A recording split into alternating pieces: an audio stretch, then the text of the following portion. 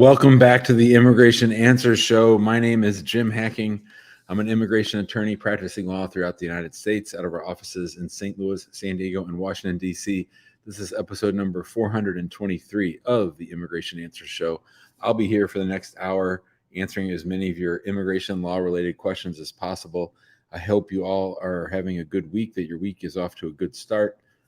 Go ahead, if you haven't already, and leave us a comment. Let us know where you're watching from. Let us know what's going on in your neck of the woods. Just so you know, I'm also checking out the Fulham-Tottenham match. It's almost halftime, and Tottenham is down 1-0. Hi, Robert. Everybody's here. Yarley's here. Jamal's here. Hello, Jamal. Nori's here. Noral? Yeah. I just got back from Minnesota. I was up dropping off my son Ibrahim at the University of Minnesota, and now I'm back, and I'll be here for a couple weeks, and I'll be here with you. Tomorrow's show is going to be at 10 a.m. Central, an early show tomorrow, 10 a.m. Central. Wednesday, the 30th, will be at 10 a.m. tomorrow, so it'll be an early morning show tomorrow. I've got a busy day tomorrow, and then Nor has softball, so I'm going to leave from here to go to Nor's game. They won both their games yesterday, so they're doing well in their tournament. Right now, I'm going to say hi to Jeannie. Hello, Jeannie. You're on mute. You're on mute, Jeannie. Thank you. Sorry. How you doing? I'm kind of nervous, so it's hard to get it all out. Yeah, go ahead. Just start at the beginning. Okay, well, it's too complicated, but I live in Mexico with my husband for the last 15 years. And we've been married 20 years, and when it came time for him to renew his resident card, the lady said, "Go home." What lady? He had at the immigration office because he had originally come across illegally, even though he did have his resident card. And I had pursued lawyers, but no one would take the case. And so we did. We came to Mexico and built a home and figured that was going to be the end of things. And a couple of years ago, my son said, "Look, you have to try. This can't be all there is to it." And so he paid for the forms, and I've been working on it ever since. And so to update it, everything that I turned in was accepted, but I received a number of requests, and the last one was May 23rd, and I have a co-sponsor, and it said, "Please submit the evidence of income. This case does not meet the minimum income requirement to sponsor the intending immigrant should be. To avoid delays, an additional affidavit of support, I-864 form, a joint sponsor may be submitted." And then later it says, "The consular officer will make a decision regarding this requirement at the time of the interview." So I assumed I was waiting for an interview. Then last night I went through and I did a lot of research all night, and it seems that I have to have a confirmation from them saying that I'm going to have an interview. So I went through all the paperwork, and I discovered that one of the documents that I submitted for my joint was affidavit of support. Yeah, I submitted all their. They asked for on April 12th to submit most recent transcript from 2021. Then on April 25th, they said they wanted the 2021 W-2s, 1099. I thought I submitted that, but as it was, when I discovered last night, what I submitted was the 2020 W-2s. So last night I submitted that. So I have submitted everything they've asked for. And at this point, if in the next near future, I should receive an approval, then okay. And looking at the information, it said something about a DS-160 confirmation page. I tried to find out what that is. Um, from what I understand, there's still a whole nother bunch of information I have to fill out a form. What happened to your lawyer? I thought you had a lawyer helping you with this. No, I've been doing this. We don't have the money for a lawyer. Sure. So, okay. So we have to go all the way back to, I don't understand why your husband would go to renew his green card and some woman would say, it's time for you to leave. And then he would just leave. He never got deported. No, he never got deported. Did they take away his green card because they thought he wasn't who he said he was? No, he got his green card a year and a half later after we were already here. So why did he leave the United States? Because she acted like we couldn't renew it, and I couldn't get a lawyer to touch the case at that time. Lots of people from Mexico were coming back. I mean, the environment for Mexican people was not good. Well, that's And different. That's not a legal reason that he had to leave. we couldn't get help. I tried How did he actually enter the United States the very first time he came? illegally. Okay. He How was did a he get young his man seeking to help his family work. He never did did she, anything to get in trouble, and he did get he did get his residency in through time. you? Through you? No, no, that was before we ever met or were married. Just on his own, he said the officer said, "Have you ever done anything wrong in the last 5 years?" No, he hadn't. He got it, and that was it. But at the 10-year renewal, it got This, complicated. this story doesn't make sense to me, Jeannie. I'm sorry. That's just the way it went. Has anybody ever requested a complete copy of his file from USCIS through the Freedom of Information Act? No. Okay. My son just said you have to try. And upon research, I found, and I have lots of screenshots from stuff online that shows that we've been down here 15 years. Sorry, I'm emotional. It's okay. No matter what he did, he still qualifies. Well, maybe not. I don't know. I mean, it sounds to me like maybe he had a fake green card. I don't know. I just don't know. Oh, The story of him not being able to renew his green card, that just doesn't make any sense to me. well, if he had a fake green card, does that still permanently Could. keep It could. him from, even after being gone for 15 years? Yeah, immigration fraud can keep you from getting any immigration benefit for the rest of your life. It can, but we're just talking. I mean, nobody, it sounds to me, Jeannie, like no lawyer who knows what they're doing has ever actually sat down and looked at your husband's situation. It sounds like there's just been a lot of bad decisions based on misinformation and a lack of knowledge. So I'm really perplexed. I don't know. I don't know what to tell you. I just need to know what to do. I have really bad health problems, and I Mm-hmm. need to be in the United States. Mm-hmm. My mom has congestive heart failure.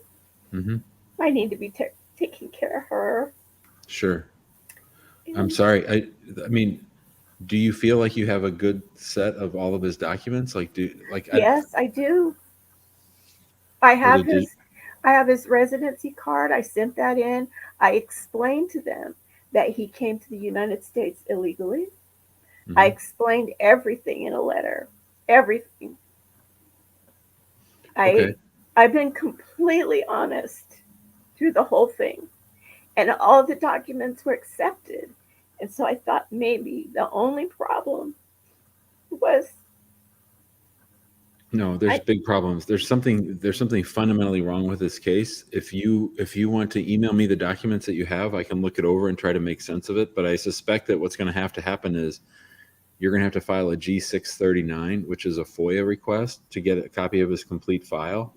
Because right now, everybody's shooting in the dark. A G639, you can file it online, but right now you're moving ahead without knowing where you're starting from. That's the real problem.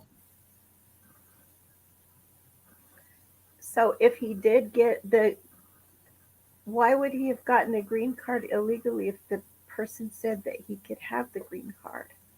Honey, I don't know. I don't know, sweetheart. I'm sorry. This is all nothing that you're telling me makes much sense. Okay. So, Right? So you can either send me your documents or you can do a Freedom of Information Act request, and then once you get those documents, you can send me those, and I'll at least point you in the right direction. Right now, you're just shooting in the dark. okay, that's a lot of documents to send. Oh, well, just put it in a Google Drive folder or a Dropbox and share it all with me in one link. Don't send it to me one at a time. I don't know how to do that, but I'll find out. Maybe your son can help you. Yeah. Thanks, Jeannie. Good luck. Okay, and who do I send it to? info@hackingimmigrationlaw.com. But take your time. Don't rush. Just send me everything. info@hackingimmigrationlaw.com. Okay, thank you for your help. Good luck, sweetheart. I'm sorry you're going through this. Thank you. All right, that was Jeannie. Let's see what Nassim has to say. Hi, Nassim. Hello. How you doing?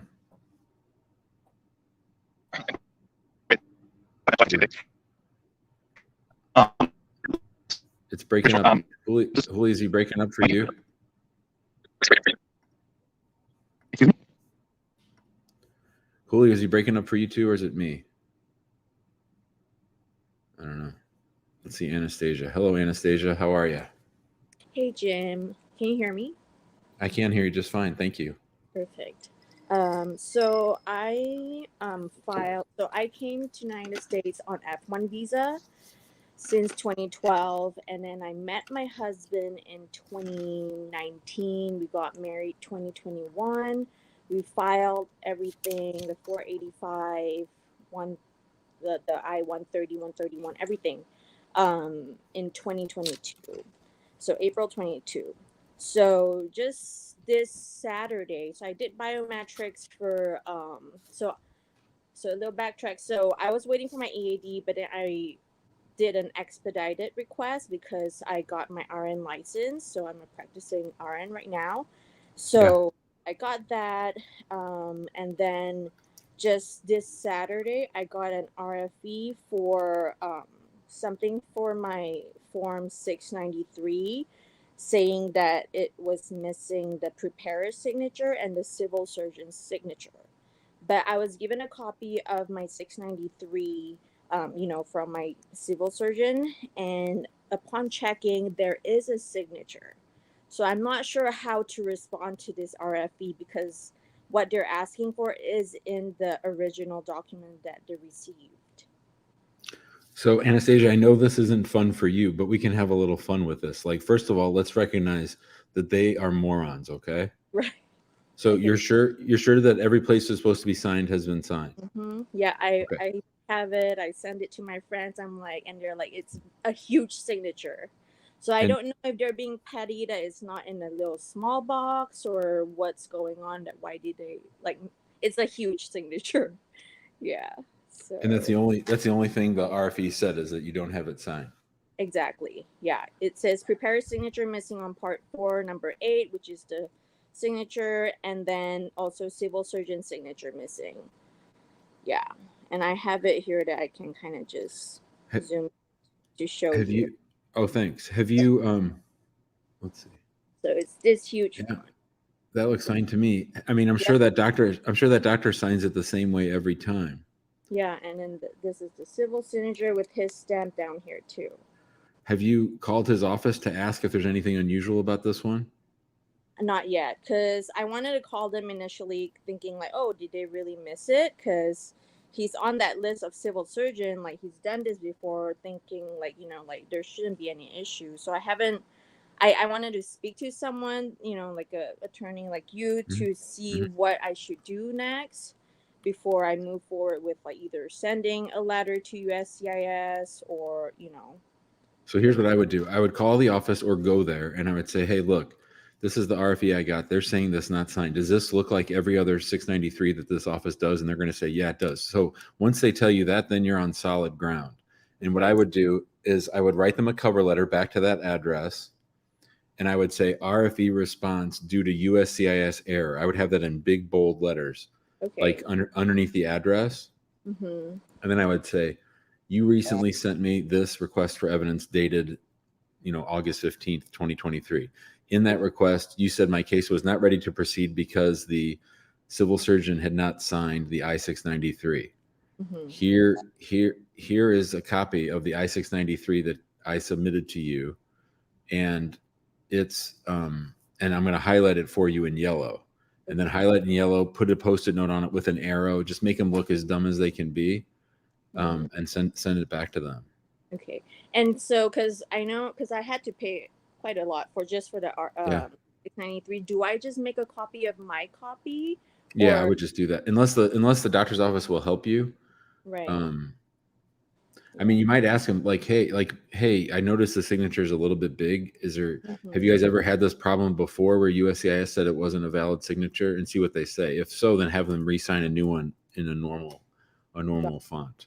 Okay, yeah, because the form that they sent was kind of like a 2021 edition. So I feel like if they need to resend it, because on the RFP it did say if after a certain date it's a 2023 edition. So I don't know if they will have to. So that could be the fundamental problem. That is the form. So I would start with that doctor's office and I would say, did you use the right form? I paid you $1,000. Did you use the right form? Yeah. And check the validity date to see if on the day he signed it, was it the right form? If it wasn't that might just be it. Sometimes they'll send you an RFE where it says weird things like signature, but really what they mean is it's an old form. So you need to check. Because on the time that we did send it, it is the right form. Oh, okay. Yeah, so I don't know what the complication is. They did put in the RFE that they acknowledge pretty much which edition the form that they received. So, and then it just did a little please note that starting May 31st, 2023, then they need to use the 2023 edition. But then I did submit it before 2023. So you might need to put that in your cover letter too. Okay. I mean, so there's a great movie called Philadelphia with Denzel Washington. He's a lawyer and Tom Hanks is his client, and he says, "Explain it to me like I'm a 5-year-old." And that's how you have to write your cover letter. Explain it to me like I'm a 5-year-old. Okay. So pretty much just be very detailed in the letter. Step at a time, one step at a time. Yep. Sounds good. Okay. Sounds good. Thank you so much. Thanks, Anastasia. Good luck. Thanks. See ya. Okay, bye. Let's say hi to Karen. Hello, Karen. Karen, you're with us. You're on mute.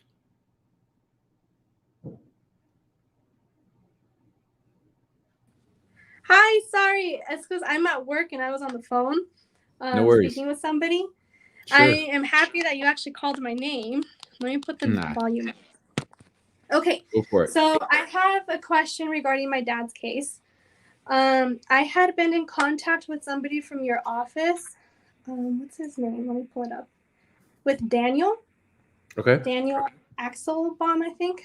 Sure. I had emailed him some letters that we got from USCIS. So my dad came to the U.S. in 1990, like I think in November or something. And he's from El Salvador. So he fled his home country during their civil war. So he was given permission to enter into the state legally. They gave him, I think, like a 15-day grace period to go report to his the immigration facility or whatever it is to get his paperwork started. So he hired an attorney when he got to Colorado because that's where we live. And he didn't speak the English language, obviously, so he couldn't understand what was being written on the asylum paperwork or the application. Later in 2015, I think, let me see, because I'm looking at the letter that we got, the decision letter for the I-485 application that my sister submitted for him when she was 21. In 2015, he went in for an interview. During that interview, he was asked a question regarding why he came to the U.S., and he said that it was because of the civil war in El Salvador. And he and his family were affected by it. Like the guerrilleros came and took all of their livestock and all their money or whatever they had. But the officer asked him, was it true that you worked against your country and worked with the guerrillas, so the guerrilleros, and that you transported ammunition and weapons for them? And my dad was like, I'm not sure where you're getting that. I never did any of that. Turns out that his very first attorney. And just real quick, are you sure that that person was an attorney? Well, I was very young at the time, so I just know the guy's name was Richard. I don't really know his last name or anything like that. So my dad was under the impression that he was an attorney because he had like an actual office.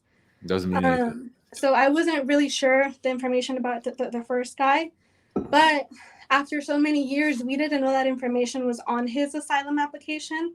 And so when the officer, the USCIS officer asked him, is it true that you were trafficking all this and you were working against your country and they forced you to do this and whatnot? My dad's like, no, I never did any of that.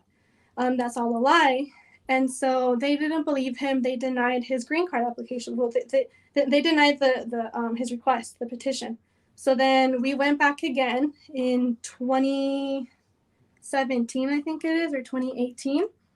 And it was the same officer, same thing.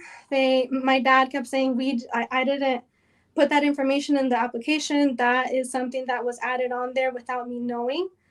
And since then, we have been filing requests to appear in front of an immigration judge, and we've also submitted letters correcting the information that was given on his asylum application, and we haven't gotten any word back. My mom is in the process of adjusting her status. So we just mailed in her medical exam to the USCIS that they requested. The attorney that we have now basically told us that my dad's case is just lost, that he's not ever going to have any legal status in the US because of the false information that was added on his asylum application in 1990, which came up during his interview. She stated that the only way that he could possibly gain residency is if my mom becomes a resident herself and she petitions for him or she asks for him to gain legal residency. But we weren't sure if there was a different way to go about this. Since we've requested for his case to be heard in front of an immigration judge, we've sent in letters supporting his case, and we've sent in an affidavit of my dad explaining his whole story, why he came to the US, and the information on there was added without him knowing. Him not knowing how to speak or read the English language, he wasn't aware what was on there and trusted his attorney at the time who filed it. So is there anything that we can do to have his case brought up in front of an immigration judge, or anything else that we can do in the meantime? The last thing you want to do is have his case brought up in front of an immigration judge. You guys, I'm sorry to say, you need to stop. You need to stop. Every time you send them a letter, every time you file something, you're reminding them that he's here and that he has a fraudulent asylum case on file. They don't care that it was a notario. They don't care that he didn't speak English. In their mind, he filed a false claim for asylum, which is one of the 3 cardinal sins in immigration. I don't know if he can even get a green card through your mom. I think it's smart to stop his case, focus on mom's, get her a green card, because then he might have a qualifying relative for some kind of a cancellation. But asylum fraud is one of the biggest mistakes you can make. And like I said, they don't care that somebody else added it to him. As far as they're concerned, he signed it and he's stuck with it, and that's why he didn't get his green card. Okay, so right now, in the meantime, when this was denied, his attorney submitted an application for him to go through TPS, because that's what my mom is under. She's from El Salvador too. Yep. And so his application is pending, like regarding my mom's application. So while my mom has TPS, then hopefully he is granted TPS. But because my mom's, I think the TPS is almost up, or you have to renew for the TPS status. Their attorney suggested that we refile for my mom's TPS while we wait to hear back regarding her green card. Is that something that we should do now, or should we wait to hear back from USCIS to see if she's given green card status or not? You should apply for every benefit that's available to your mother. Okay. So keep both going. Keep both going then? Okay. So for now, I guess just wait to hear back regarding my mom's case, and then go from there for my dad's case, like have her petition for him. I probably wouldn't. What I'm saying is that's a defensive thing. In case he ever gets put in removal, there might be a way for him to stay as a defense to deportation. But I wouldn't. I haven't obviously seen all the documents, but it'd be very hard to convince me that he should be applying for anything. I think your lawyer is right, and he's probably not going to get any immigration benefits in the United States. Okay, even after if my mom is granted Mm-hmm. residency, Mm-hmm. is there anything we can do then? So is it just like a lost cause then? I think so. There's nothing that like we can file or have or like fight the case or anything? I don't think so. Okay. I think that was it. That was just the main thing. Because I mean, we've gone through they've gone through so many attorneys, and it's frustrating that not everyone is always honest about the For sure. situation. But I think the current lawyer is. I mean, she's been with them. I mean, they've been with her since I was in middle school, and I'm 28. That's been a long time. Right. So okay, so I guess we'll just wait to hear regarding my mom's case and then go from there. Yep. Okay, well, thank you. Sorry, Karen. Hang in there. Yeah, Good luck you. to your dad. Okay, bye-bye. All right, Lisa's been waiting. Hello, Lisa. You're on mute, Lisa. Hi, how are you doing today? I'm great. How are you doing? I'm doing fine. In 2017, I filed an I-130 for my husband. It got denied. Why? They said marriage is not bona fide. Okay. So we appealed the case in September of 2017 to the Board of Immigration, BIA. December of 2022, that's when we finally got a response stating that they received the case and sent us a receipt. I never think that immigration sent that request to BIA anyway.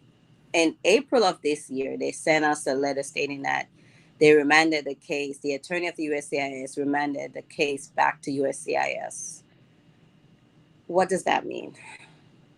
It means that in theory they should reopen the I-130 and try to figure out if it's a real marriage. Are you guys still married? Is everything still cool? Yeah, we're married for 13 years now. I mean, I would stop messing around with this. I would just file a new I-130 and start over. Now you got 13 years of marriage. I would. Yeah. 13 years, and they just, after 2017, they just responded back to my appeal, and they remanded the case back to USCIS. I did reach out to BIA. They said they don't see nothing wrong with my case, so they sent it back. Right. But to get them to actually reopen that file and start working on it again after they denied it, I think the chances of that are that might happen. But I just think you're going to be. I would have told you 2 years ago to file a new I-130. Yeah, because I even called USCIS to see what's the status on the remand. They said they haven't seen nothing in their system. Yeah. So, like I said, I would file a new I-130 and make it as strong as possible. And we have to make it strong. You fool said we weren't married 5 years ago. We're still married. Look at us. And I mean, the way things are going right now, it might go pretty quickly. So I would just forget all about that appeal. Okay. And they will, if I do the I-130 again, will they see my case was remanded? Will they see that? It might. I mean, that's fine. I wouldn't withdraw that old I-130. I would keep it on the books, but I would just file a new one. Okay. All right. Thank you. I appreciate you. Bye, Lisa. See ya. And Lisa, just to be clear, I would file everything. I would file the I-130, the 485, the 765, the 131, the affidavit of support, the medical. I would do all of it. I'll just file everything. As if you're starting from scratch. About how much would you charge me to do that? Because I don't feel like going through a lawyer or looking for someone to do that right now. And you always listen. I always listen to them. Yeah. Our legal fee is $5,700. So $5,700 for us, and then the filing fees. But yeah, I'd love to work on this case. It'd be a fun case to work on because they're so stupid. Okay, so I got info. Can I just send? And I even have my FOIA. I'd like to see that. Yeah. And because the last thing that they sent me, once we filed, they denied me. They sent me a NTA with no dates or nothing 6 years ago. Mm-hmm. But my case was still pending with BIA. that's probably another reason why it's hung up, because it's between the immigration court and how did your spouse enter the United States? On a visitor visa. Okay. And where's he from? He's from Trinidad. Okay. Yeah. Send me the FOIA and say, this is Lisa. I've been on the show a couple times. I was on around the 25-minute mark, and I want to get started on a green card for my husband. Okay. Thanks, Jim. Bye, Lisa. See ya. All right. Confused is here. Let's see if we can do something to make her unconfused. Hello, Confused. Hi, Tio Jim. How you doing? Good. How are you? I'm great. Actually, this is my third time joining the show. I joined like early last year for advice. And then in March last year, I reached out to you to open my I-751 solo case. Mm-hmm. We submitted it in May last year. Mm-hmm. And last Thursday, I just got an email that you guys got my green card. So thank you. That's awesome. Thank you very much. Actually, I am Alejandra. I just posted a review recently, Thank you. and I am on the comments here and there. I saw it. Thank you, Alejandra. Thank you so much. I saw your post, your Google review. That's great. Who was your lawyer and who was your paralegal? So my paralegal, I think at the beginning was Alex Nagy. She was amazing. Lakeisha, she was helping me as well with requesting the FOIA. Yeah. My attorney was attorney Tim Rudolph. Yeah. But then the email that I got on Thursday, like just out of the blue, like, oh my gosh, this is great news. I couldn't believe it. Like I thought, like it was like subject like green card received. I was like, what is this scam? But who came from Tom something? Tom. Yeah, he's a new lawyer. He just started with us. That's great. Yeah. So Thursday, and then I wanted to join Thursday, but the room was packed. I couldn't join on Thursday. And then I asked Julie in the comments, is there going to be a show tomorrow? No, there is no show tomorrow. And then no show during the weekend. I was like dying to join and say thank you. Thanks so much. Oh, that really made my day. So I'm happy that worked out, Alejandro. Congratulations. Thank you very much, Jim. Okay. And no interview, right? No interview, no RFE. I just gave you guys everything that you asked for that I had available for myself. I was ready to say, because I went like from the 18 months extension when I submitted just joined, and then you guys submitted my withdrawal. And then when I got the notification about the case being withdrawn, then around the same time, got the 24-month extension. And then a few months later, got the 48-month extension. So I was already seeing like, okay, until next year, I will be filing citizenship and probably they will address the 751 there. But no, it took exactly 15 months since the case was submitted solo with you guys for them to approve it. Sometimes I will get the emails from USCIS, like update on the case, like, okay, fingerprints reused or things like that. But for this one, I follow your advice and I said, okay, I'm not going to be checking their website every day, just to drive myself crazy. For? Just play the game, be patient. So I refused to look at their website, anything. And there were no updates at all. Like they approved the green card on the 15th. I had no clue until 10 days later when you guys told me. So I was ready to tell you, like next year when we go for the interview or CC, like I want to meet Amani and Amani has to come to my interview or something to Chicago, but no, it's approved and it's That's amazing. Great. Thank you very much. Congratulations. I'm very happy for you. Thanks for calling, Alejandro. See ya. Thank you. Oh, that was awesome. That just made my day. Made my day, especially after some tough calls. I want to go back to Karen's call about her dad. And I think that somebody said in the comments that this is a cautionary tale. Those fraudulent asylum claims are a really big deal. Sometimes notarios or even lawyers will say, hey, if you file this asylum claim, I can get you a work card as soon as you arrive in the United States, or 6 months later, I can get you a work card. And they do it by filing asylum claims that people don't read and they don't know if it's true. And so that's a big problem. So you got to be very careful. Don't ever sign anything that you send to immigration that you don't understand. I don't care. Just have it translated. Tell them you're not signing it unless you read and understand every single word. Yevgenia is here. Hello, Yevgenia. Hi, Jim. Sorry, I was mute. It's all good. Okay. I just applied on August 23rd, N400 form.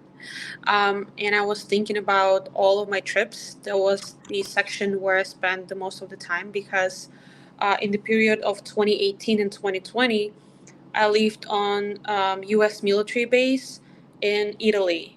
So I traveled a lot that time, just like small trips, short trips to Germany, France, I don't know, like Hungary for like 7 days. And I didn't enter those trips because I don't know if they can track it or not. The only thing that I put in that form was my longer trips to Kazakhstan, where I'm originally from. And then the total of trips is 5 trips. Total is 290 days.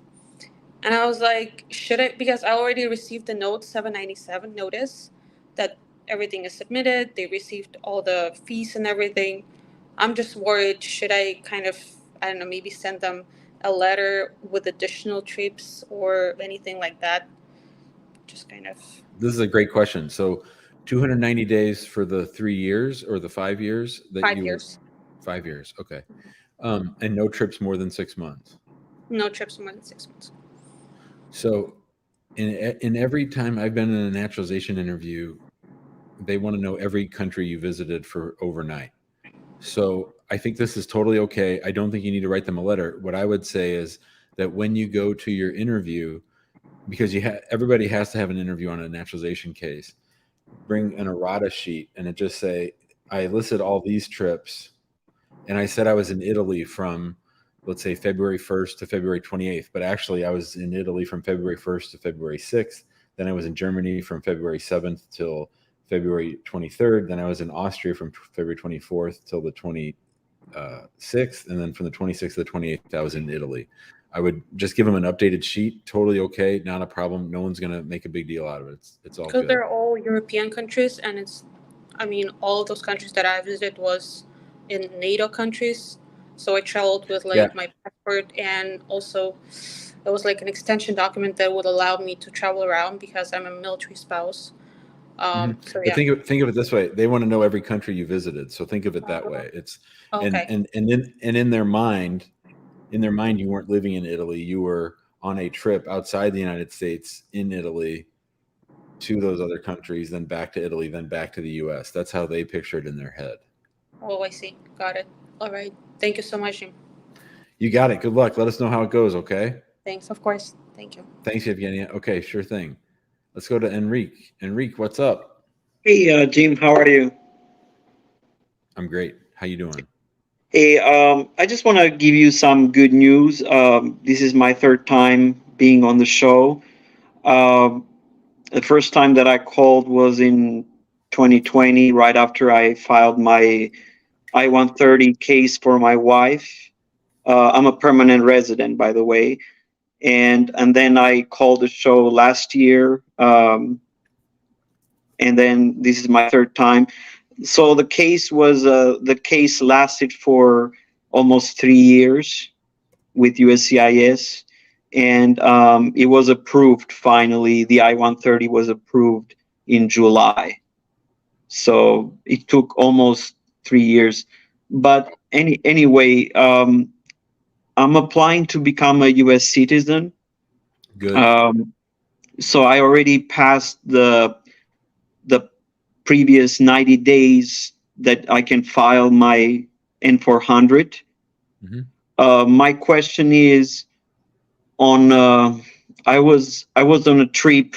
I was visiting my wife, and I was outside of the country for like 3 weeks. So I came back to the States on August 2nd. And my question is, if I file for citizenship, I know that there is a rule for if you change your address, if you move your place of USCIS jurisdiction, mm-hmm. Would that affect me because I came in on August 2nd, would they deny my citizenship case because of saying that you weren't here for 90 days on the USCIS jurisdiction that covers you? Or So here's my question. Putting that to the side, will Mhm. your travel outside the United States be a big issue? In other words, do you have lots and lots of travel where this just sort of No, highlights something? And how no, long I have you started since I got my green card in 2018, November 2018. I've traveled for the last 3 years. I've traveled from the United States, and the trips have been like 2 weeks, 3 weeks. So it's like 3 trips already outside of the US every year for like no more than 3 weeks. So to go see your spouse, I would imagine. yeah. How long have you lived at the address that you're going to use on your N400? Oh, I've lived there since May of 2019. And during those 3 weeks where you were back home in your home country, you weren't working back there. No, I wasn't working there. And I just went to visit my wife. We traveled to other countries like Northern Macedonia, which is a neighbor to Albania, and then we went to France in Paris to attend my cousin's wedding. So yeah, just like visiting my wife and traveling in Europe, and then coming back to Albania, then coming back to the US. So basically what I have is a 4-year residency at your current address with a 3-week trip once a year. One of those being within the 90 days before you applied for or want to apply for your citizenship. I think you're fine. The whole question is whether you moved jurisdictions within those 90 days. You did not. Oh, okay, I see. You're fine. Okay, yeah. So I can file right now because my 5-year anniversary is going to be November 21. 5-year being a permanent resident. So you're a week past your 90-day. Yep. Beginning. It was Wednesday. It was on Wednesday, the 90-day prior, that I could apply. So okay. So I'd apply early next week. Okay. Sounds Good luck, good. Enrique. See you, buddy. Thank you very much, Jim. Yep. Let us know how it goes. Take care. Stay in touch. See you, buddy. Okay, bye. Ahmed is here. What do you say, Ahmed? Hello, could you see me? I can see you. I can hear you. Go for it. Okay. I felt I'm here in KSA in Saudi Arabia. I came from Sudan. I'm a Sudanese citizen. Me and my mother. When we come here to Saudi Arabia, we came as a U.S. family. We had war in Sudan. We fled to Saudi Arabia. And my mother want to apply for a green card. We like ask the embassy in Riyadh, and like they give us a dead shoulder, man. What kind of green They card? answered. Wait, hold on. You're in KSA. You're Sudanese refugees, and you're asking who for a green card? You're asking Saudi, or you're asking the United States for a green card? No. We're asking the United States embassy in Riyadh. Why would why would the United States embassy give you a green card? My father is a U.S. citizen. Has he filed for you?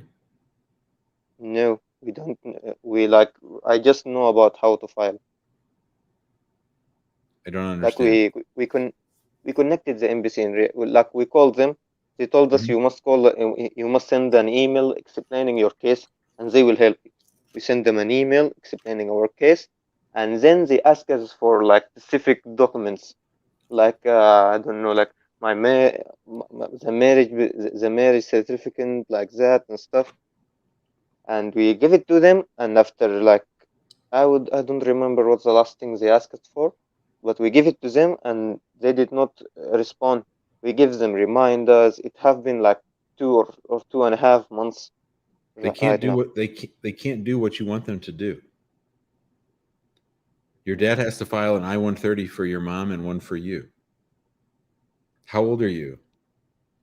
I'm 18 now, but I have already filed for a CARBA petition, for CARBA appointment, and I have already taken my appointment, and my process is ongoing.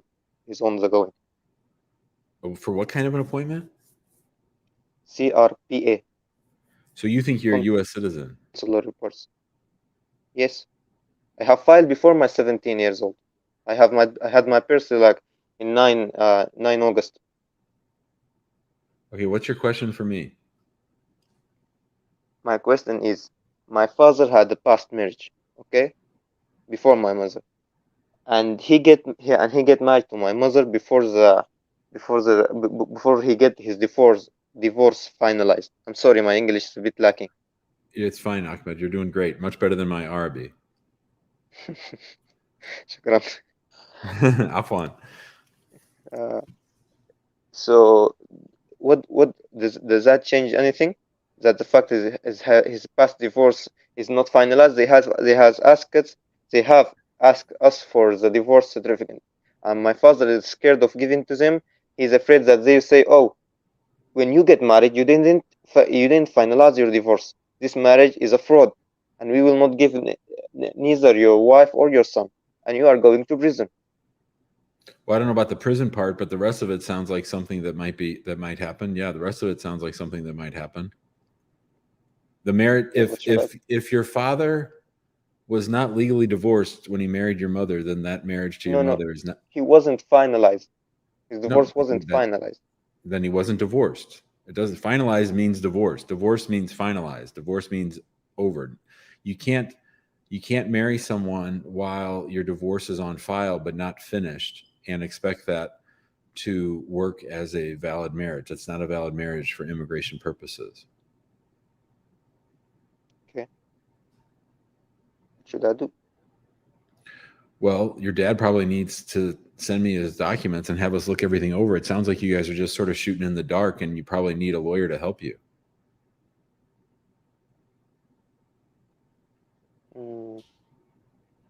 And what about my mother? How it need to file a petition, but how long that will take? Because we are in Saudi Arabia, we need to redo our residency in the Saudi Arabia every 15 days. You're not. This isn't going to happen fast. If your parents' marriage isn't valid, then your dad has to get married to your mom again and then start over. This is a mess. Yes, that's right. Okay. Where could my father send you? Send me all of his paperwork, or we can set up an interview, but he can interview us or email us info@hackingimmigrationlaw.com. Okay. All right. And how does this usually go? Well, it sounds like their marriage isn't valid. It sounds like everybody's starting over. So they must remarriage in where? Here in Saudi Arabia? Wherever. It does not need to be the home country, right? No, it doesn't have to be the home country. It just has to be a valid marriage, and the first marriage has to be over. The divorce is final now. The divorce is final now. The divorce is final like 20 years ago. How did your dad get status in the United States? No, my mother is like when he started his divorce process, he takes the divorce process. He came to Sudan, and after like couple months or more than 6 months, he came and married my mother. No, but your dad's a U.S. citizen, right? Yes, like he's not a U.S. citizen by birth. He get his nationality from his first marriage. That's what I want to know about. So his green card, his citizenship might be in trouble if they think he lied to them about his marriage to your mom. So maybe not prison, but he might lose his citizenship. That's why I need to see all of his paperwork, because he's in big trouble. But there's another problem. There's something good to know, that his first wife, she already know about that, and she don't have the problem. Like if he need her doesn't matter. If he need her to go to court with him. Okay. Well, get me the stuff and we'll go from there. Okay, send me what you have and we'll go from there. But this is crazy. Okay. Thanks, And Ahmed. does it make a difference? One last thing, sorry. Does it make a difference that we are like we are running from war or something? Does that make our case go faster? Not if Nothing? not if your dad committed fraud. Okay. Thank you. Thanks, Ahmed. My people, everybody, quit filing stupid shit. Quit filing stupid shit. You can't get an I-130 approved on a marriage when you're still married to somebody else, especially if the person that you're still married to is the one that got you your green card. Are you kidding me? I just can't believe that people proceed filing stuff without a lawyer, without thinking through, without understanding the consequences of everything that they're doing. This is crazy. You're putting your lives at stake. You're putting your future, you're putting Ahmed's future at stake. This is really, really dumb. And I think Pops is in big trouble. Let's see what Miguel has to say. Hello, Miguel. Hi, Jim. Thank you for having me here. I have a quick question. So I'm from Peru. I came here to the United States in a fiancé visa back in 2019, right before the pandemic. Great times. So it took a little bit of time, right, to get all the documentation because of, everything was shutting down. So right now I am in a situation where my marriage is a little bit flaky. Potentially it's gonna end, and I have some concerns right now because so I have my green card, and I presented the I-751 to remove the conditions, and it was received in February 2 of 2023. Now, according to my green card, I will be able to apply for naturalization, the 90 days window, in December. So it expires in February 22, 2023. When did it start? It start in February 22, 2021. So you're talking about applying on the 3-year rule. Yes, on the 3-year rule, I went to the immigration calculation and they told me that I could be able to apply on December. Now, I'm still married with my wife, and I hear you saying, you need to kind of assess where your wife is at in terms of, is she in a red, meaning like, is she in a yellow, is she in a green? And I think she's kind of in a yellow zone, sometimes green, but I almost feel that anytime things can go sideways, and it's a very complicated situation right now. But well, we still live in the same location. I've been living in Arizona since November 2020 until now. And I just have the question is like, first, what happened if, since my process of 1751 is still ongoing, what happened if they require me to have like a joint interview, and I'm no longer married with her, or we're separated? I mean, what will be is there anything that we could do? So the first thing you need to understand is that if you want to take advantage of the 3-year rule, you have to be married to her all the way through the day you get sworn in. What's sorry? Where you get sworn in, where you become a citizen. So it's not just can I get this marriage on life support up until the day that I file. It has to be good all the way through till you get sworn in. So yeah. So my question to you is this: is there some independent reason that's unusual that makes you need your citizenship now as opposed to 2 years from now? What will that be? Like, I need to sponsor my mom to get her here as fast as I can from Peru, or there's some other, I have some kid that's going to turn 21. If I don't get my citizenship right away, I can't file for them. Something like that. If those things aren't the case, and you think the marriage is, I mean, here's the thing. Let's think of it this way. If you go on the 5-year rule, you're most likely not going to have an interview on the marriage. You probably won't have an interview on the marriage. You'll probably just get your green card, your 10-year green card, and you won't have an interview. If you file for citizenship, you almost for sure will have an interview on the 751. So if things in the marriage are shaky, I don't know why you would invite that extra scrutiny when you don't really need your citizenship all that much for 2 more years. So you, I mean, if I'm hearing correctly, you will advise to not submit that if the situation is very shaky, is to not submit for the it will be the natural N for hunter, I believe. Not submit to that. Correct. Just stay to into on the process of the 751. Stay there, right? Yep. Just wait. But what happen if they ask me to do a joint interview? Like if they ask me like, hey, we need you guys to come here and just On the 751, yeah. well, you have that problem no matter what. You have that if they call you in for an interview, then you have that problem of red, yellow, green. What's she gonna do? Yeah. But if you don't apply for citizenship, then you most likely won't have that interview. Okay. Okay. In But other words, the fact of applying for citizenship means your chances of having a joint interview go way, way up. okay. So what happened if she is okay? If she's okay, because we talk a little bit about that, and she kind of told me, "Hey, I can give you any year. I'm gonna help you through the whole this process, no problem." But I don't think she's fully conceptualizing everything that it implies, because she's gonna be leaving another state. She's planning to leave our place on December, and go to another state.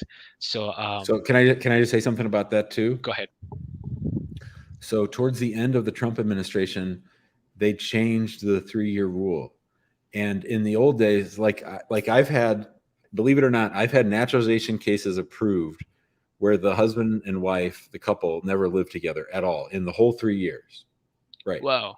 Yeah, it was for work, and I was able to prove that they made efforts to see each other.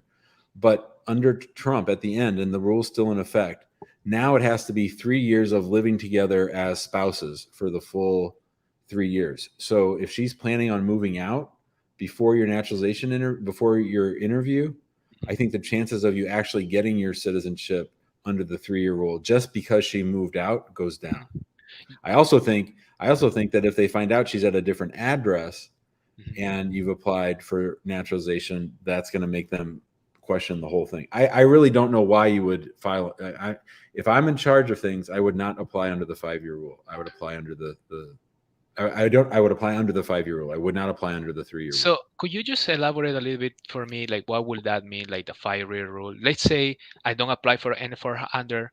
I end up that the other concern I have, that I've had the feeling that my wife, just because I got a promotion, kind of waiting, and she's maybe preparing legally to just do something. I don't know. She has some lawyers friends. You So mean I don't know. She's going to do something divorce wise or immigration? Divorce wise, like I just told her, hey, I just got a promotion, this and that, and since I told her that, she's kind of like, all these divorce topics kind of like are on hold right now. So I don't know.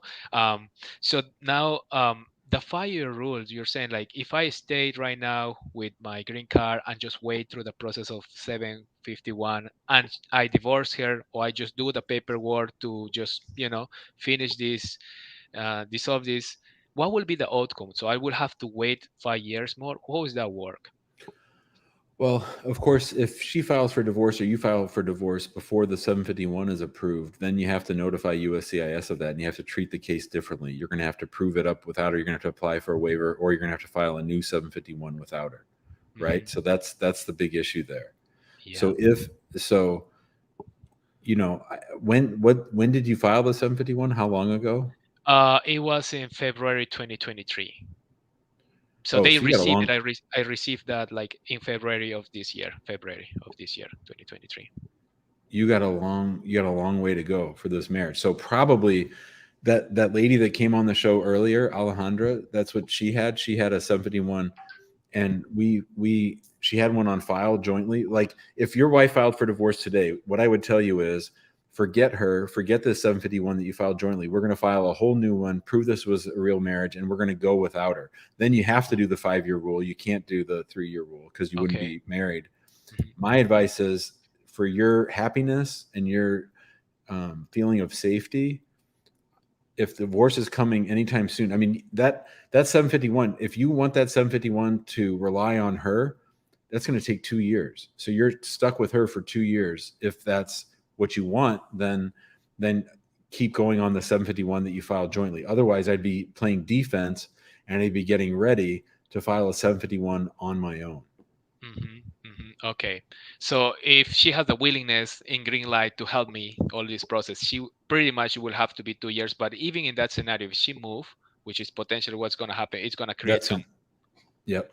It's going to Yep. create. Even if she is still have like the address in her current Well, place. if she's not staying at your place and you don't tell them that, then that's pretty close to fraud. And I always want people to be careful about, she said she'd help me. Like, she said she helped me can mean two different things. One is it could be she's not going to go out of her way to screw me. Another one is it could be she could help me commit marriage fraud and convince them that we're still married when we're really not. And that's what I don't want there to be any whiff of for you. Okay, I get it. I get it. Okay, so it's more clear right now. So the path moving forward will be just probably not submit a N400 because that will pretty make much everything more complicated. more complicated, and then stay with a 751. Just wait for the process, and if see things are what happens with the divorce. If she gets divorced, then you have to file your own 751 without her. right without. And what are the chances as I filed the 751, without her? What are the chances to everyone we've ever filed, we've gotten approved, and as Alejandra just said earlier on the show, hers got approved without an interview. Wow. And So she has similar. Okay. Yeah, it was the exact same as far as she had a 751 on file. She was waiting. You might go back and watch that from earlier in the show. She had a 751 on file. It said confused was her name on Facebook. 751 was on file jointly. She called us. She got divorced. We filed a new 751, and it got approved in about a year and a half. Okay. That's awesome. So you know what? I would really like to consider that thing. How can I do that to contact you guys? Just email us info@hackingimmigrationlaw.com, info@hackingimmigrationlaw.com. Say, hey, I was Miguel. I was the last caller on Monday's show, and we can walk you through it. Thank you, Jim. You got it, Miguel. Thanks for. Hey, listen, I'm glad you watched the videos, and I'm glad you're making smart decisions. Thank you. I appreciate that. Hey, I appreciate that. I will get contact with you guys. Thank you. Sounds good. Later. All right, everybody. That'll do it for today's show. If you have a minute, go to reviewhackinglaw.com. Leave us a quick review on Yelp, reviewhackinglaw.com. And remember, if you've left us a review before on Google, you can leave us one on Yelp as well. Tomorrow's show, 10 o'clock tomorrow, and I will be on tomorrow at 10. I'll see you guys all then. Huli, thanks for everything. Everybody else, have a good night.